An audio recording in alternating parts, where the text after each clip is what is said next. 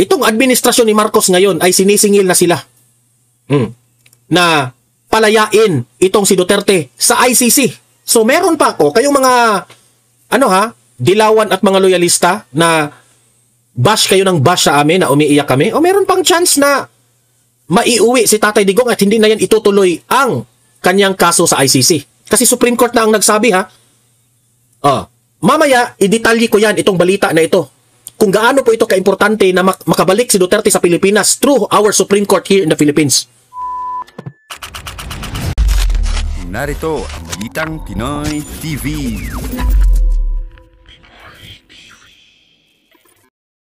Okay, magandang hapon po sa inyong lahat. At pag-usapan natin ang nangyari kahapon patungkol po dito kay former President Duterte doon sa ICC na nireject nga ng ICC ang apela ng kampo legal team ni Duterte sa interim release. Marami po ang mga nalungkot. Ibinalita pa nga, no? Binabash nila yung mga DDS supporters, no, mga DDS na mga tao, no, taong bayan, grupo, tayo. Binabash nila na umiiyak raw tayo, nalulungkot raw tayo, iyak tayo ng iyak. Yan, pinagtatawanan tayo ng mga dilawan, pinklawan, mga loyalista. Pinagtawanan po tayo na tayo raw umiiyak dahil hindi po nag-grant ang interim release ni Tatay Digong at hindi niya makapiling ang kanyang pamilya ngayong Pasko. Alam nyo, mga dilawan, loyalista, masaya kayo sa ginagawa ninyo, di ba? Tuwang-tuwa kayo na kaming mga DDS, sabi nyo, ay umiiyak. Wala namang kaming pakialam sa inyo. Kasi kami, kung sasabihin ninyong umiiyak kami, kasi yung iyak po namin ay meron pong dahilan yan. Ang DDS po, hindi po umiiyak yan dahil sa walang dahilan. Siguro, umiiyak kami for the purpose kasi mahal namin ang bayan namin. Mahal namin ang aming country.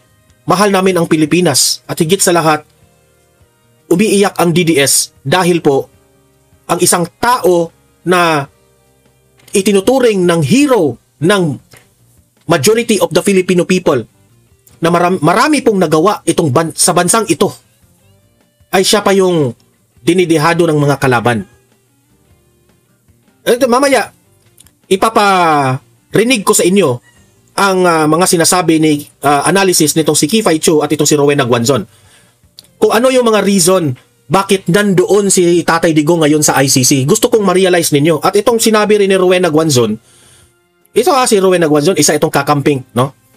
Sumusuporta ito kay Leni Robredo, pero meron po siyang realization patungkol po ni Tatay Digong. Maganda yung sinabi niya dito. At meron pong breaking news nangyari kahapon pagkatapos ng desisyon ng ICC.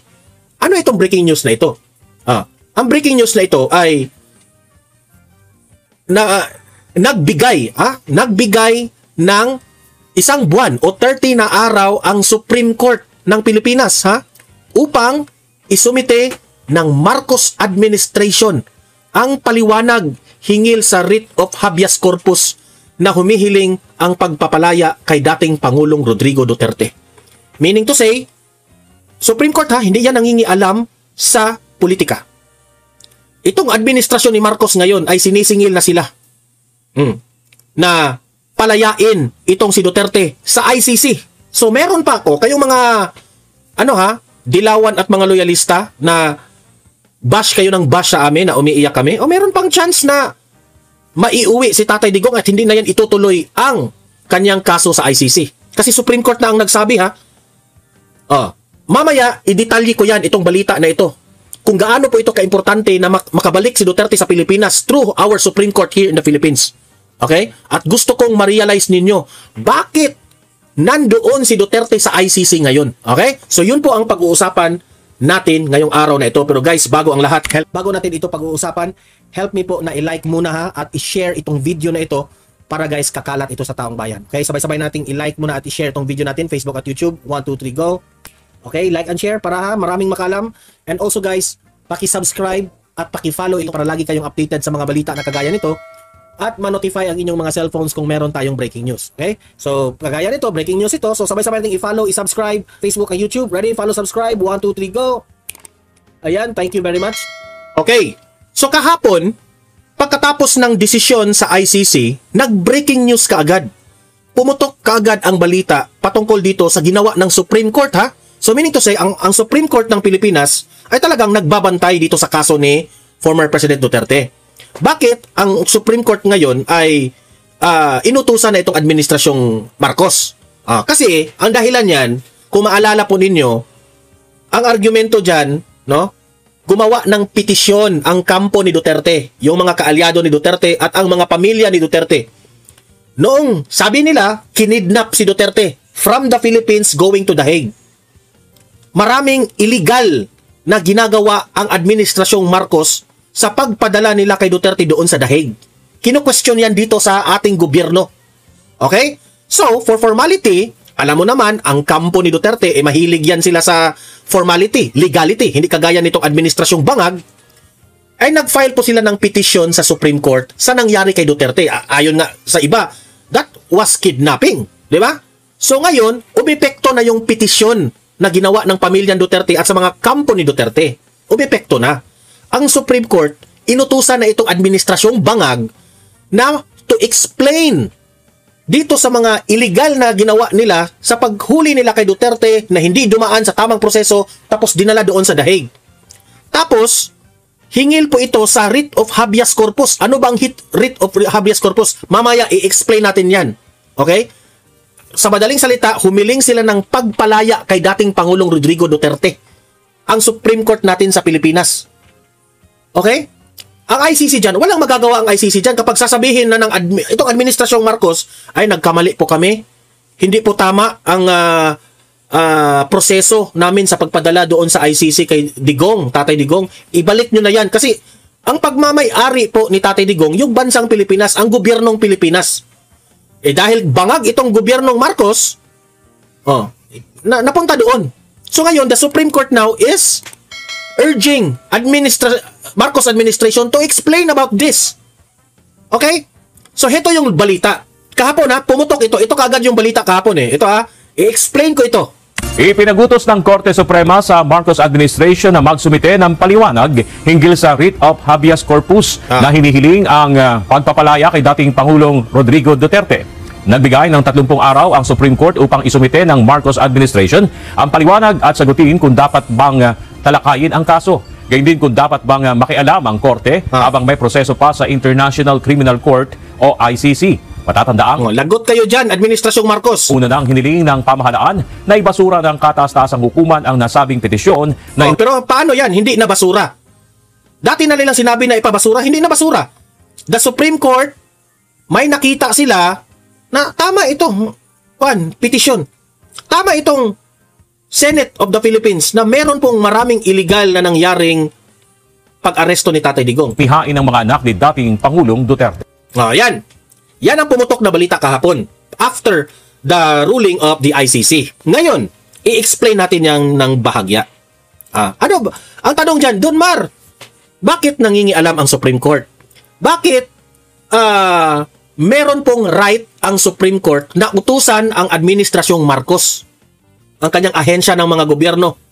Bakit may karapatan ang Supreme Court? Ito, i-explain natin yan Bakit malaki po ang chance na maibalik si Duterte dito sa Pilipinas na hindi na itutuloy ang kaso na yan? Ito, ipapaliwanag natin Ito.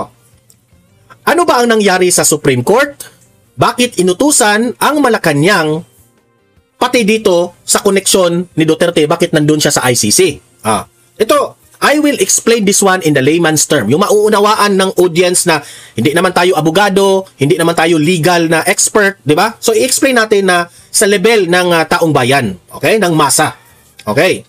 Meron pong, ito tatagalugin ko ito. I will make this in a Tagalog version as much as possible sa makakaya ko There is a petition before the Supreme Court. Meron pong petition ng Supreme Court, which is yung pamilyang Duterte at kalyado ni Duterte. Nagpetisyon sila sa Supreme Court na nanghingi sila ng writ of habeas corpus. So, ano ba itong writ of habeas corpus? Ang writ of habeas corpus, in simple terms, para i-release itong si Duterte sa ICC detention. Okay? Yan po, sa madaling pinakasimple na yan na term. Sa kalagayan po ni former President Duterte sa kanyang selda sa ICC, no? na gustong pabalikin dito sa Pilipinas. Okay? From the ICC detention. Para mag-demand. Ang Supreme Court nag-demand sa authorities. Sino ba ang authorities? Yung ating administrasyong bangag. Na mag-produce. Mag-produce kayo ng explanation sa kanyang pagbigay nyo sa ICC doon sa detention. So, ang Supreme Court ngayon, parang sinabi ng Supreme Court, Bongbong Marcos, kayong mga kaalyado ni Bongbong Marcos dyan sa ahensya, lahat ng ahensya ng gobyerno, DOJ man, ombudsman man, i-explain nyo bakit nyo dinala ngayon si Duterte doon sa ICC. Parang ganun. Nag-demand na ang Supreme Court. Ito pa, the SCN Bank, meaning to say, ang lahat ng mga justices na mga sesyon, ay nag-order ng gobyernong Marcos, government officials, na magresponde kayo sa petisyon. Hindi ito dapat baliwalain. Yung petisyon ng pamilyang Duterte, yung petisyon ng kalaban ni yung petisyon ng mga kaalyado ni Duterte, o sina Attorney Torion, o sino ba yan? Meron na, ito seryoso ito. Supreme Court na ang nagsabi, hoy, Marcos administration, magresponde na kayo sa utos namin patungkol sa petisyon ng Duterte, ng mga kampo ni Duterte, pamilyang Duterte. Meaning, ang ibig sabihin, ang Supreme Court ay gustong ang gobyerno through the Office of the Malacanang at sa ibang mga ahensya ng gobyerno, executive branch, which is the Malacanang, at yung mga ahensya ng gobyerno ni Marcos, yung mga gabinete niya, na gusto ng Supreme Court na mag-explain silang lahat legally, under what authority Duterte is being detained. So, parang sabi ng Supreme Court, bakit? What made you decide na dalhin siya doon sa ICC? Sino ang mga taga-ICC para parusahan ang isang Pilipino? That is a simple, general explanation na magpaliwanag kayo. Bakit ninyo dinala pa si Duterte doon sa ICC na pwede naman niyang litisin dito sa Pilipinas? Sabi pa dito, whether his detention is lawful under the Philippine or international law. Even if lawful pa yan, pa-explainin kayo. Kahit pa international law pa yan, doon sa ICC. Kasi po, kung matatandaan po natin, dinakip po si Duterte dito sa Pilipinas. Dinala papunta doon sa The Hague. So, at the end of the day, ang balikan natin, yung bansang Pilipinas. Di ba? Ang Supreme Court has the right to ask these questions. Bago natin simulan yung kaso na dyan sa ICC na yan, bago natin simulan, balikan muna natin bakit sino ang nagpadala niya ni Duterte. Yan ang gustong mangyari ng Supreme Court, and whether the petition should be granted or denied. Meaning to say, ipapa-explain ngayon ng Administrasyong Marcos kung dapat ba talagang yung writ of habeas corpus ay si Duterte pabalikin ba dito sa Pilipinas o hindi. Kasi if they cannot explain, eto yung mangyayari if they cannot explain to the Supreme Court the legal reason, ang legal na rason, bakit nila dinala si Duterte doon sa ICC, wala. Malaki pong mangyari dyan. Kung sino po ang leader kung sino man ang utak sa pagpadala ni Duterte dito sa Pilipinas papunta doon sa ICC, ay malalagot kayo sa batas ng Pilipinas. Okay? So, yan po ang ibig sabihin. Okay, let us say, nagtagumpay ang Administrasyong Marcos para mapakulong si Duterte doon sa ICC. Okay, given. Wala na tayong magawa kasi nandun na sa ICC si Duterte. Pero the fact that this Administration Marcos is doing illegal action for Duterte to go there in ICC, to be there in ICC, ay meron pong posibleng maparusahan sa ginawang illegal na ginawa nila. Okay? So, ngayon, tingnan natin kung itong Administrasyong Marcos o itong si Bangag na Marcos, kung makapag-explain siya dito. Okay? Kung mag-a-agree ba ang Supreme Court. Kasi may nakita ang Supreme Court. Tama. Sabi ng Supreme Court, tama. Itong petisyon na ito. Bakit ito nadala doon na hindi man ito nag-follow ng proseso? Meron ng ganun ang Supreme Court ngayon. Kaya, binigyan ng 30 days, 30 araw ang Malacanang to explain. Bongbong Marcos, mag-explain ka dito. Why is the Supreme Court is involving Malacanang? Bakit may karapatan ang Supreme Court na utusan ang Malacanang? Even though the case is before the ICC abroad, di ba? Nandoon na siya sa ICC. Bakit nakialam pa ang Supreme Court dito sa Malacanang? Ito yung sagot. Parang na-explain ko na kaunti kanina. Ito yung mga rason bakit ang Supreme Court ay merong karapatan sa national government, meaning itong Administrasyong Marcos. Even if ang trial ni Duterte ay nandoon sa ICC abroad sa Hague, si Duterte po ay inaresto at sinurrender sa ICC via the Philippines. Dito po sa Pilipinas na batas siya isinuko. Did you get what I mean? Bago i-trial doon sa ICC, isinuko siya sa batas ng Pilipinas sa kagagawan po ng Administrasyong Marcos. Kaya po may karapatan ang Supreme Court. So malaking pasalamat natin dito sa utak, no, na nagpetisyon kaagad itong pamilyang Duterte at mga kaalyado ni Duterte. Okay? So meron talagang karapatan ang Supreme Court mag-demand dito sa Administrasyong Marcos. So kung hindi kung hindi po makapag-explain si Bongbong Marcos at marirealize ng Administrasyong Marcos na oo nga, mali tayo sa ginawa natin sa pagpadala natin kay Duterte sa ICC, kunin na lang natin balik si Duterte, pwede yon. As far as sa aking pagkakaintindi pwedeng magdesisyon ang Administrasyong Marcos na sabihin nila nagkamali kami sa pagpadala namin kay Duterte doon, sa pag-surrender namin kay Duterte doon.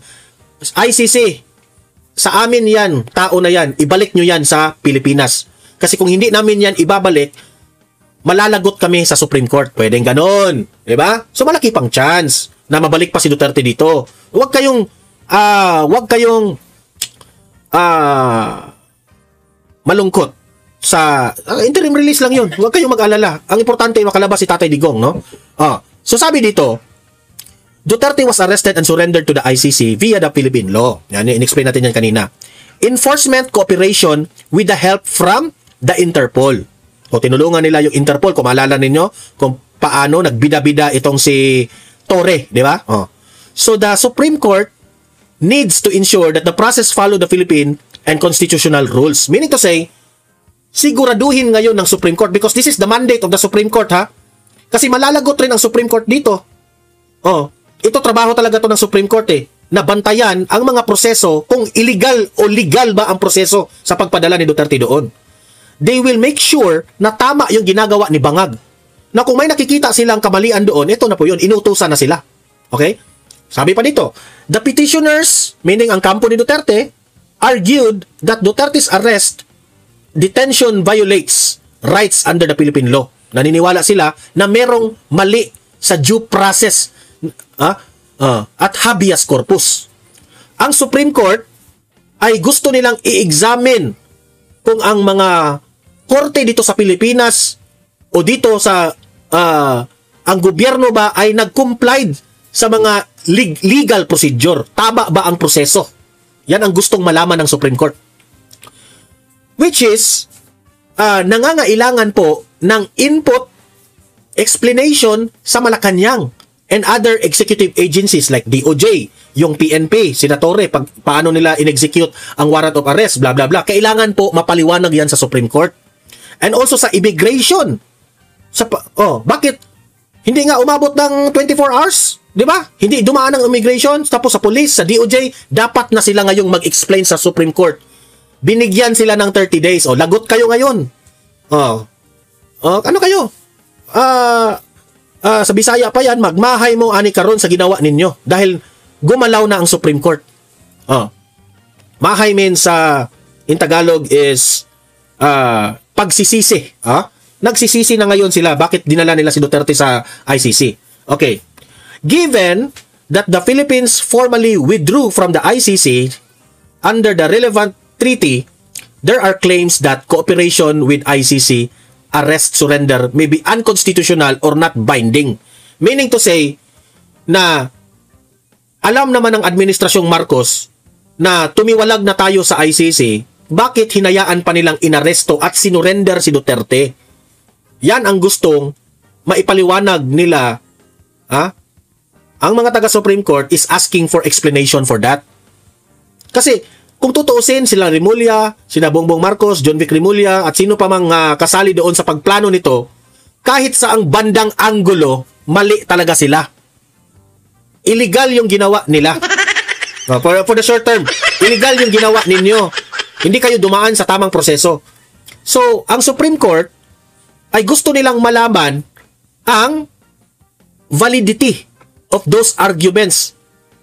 Valid ba ang rason ng Marcos administration under the Philippine law? Kasi meron po tayo batas di ba?